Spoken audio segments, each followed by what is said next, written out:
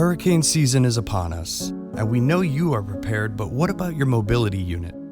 In this video, we will go over some tips and tricks to keep your mobility unit safe so that it will be ready to use when the sun is shining again. First, it's always good to have a backup battery in place.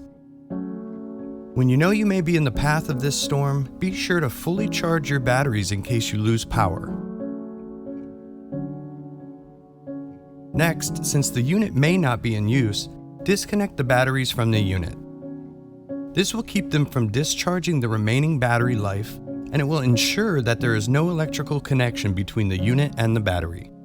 Store your mobility unit on higher ground, like a table or chair, especially if you live in a flood zone. If your mobility unit must be stored outside, remove the battery from the unit, keep it at higher ground, tie the unit down if you think it's necessary, and use a scooter cover to keep it as dry as possible. We at AutoMobility Store hope everyone stays safe during this hurricane season. And if you have any other questions on how to keep your mobility unit safe, please give us a call.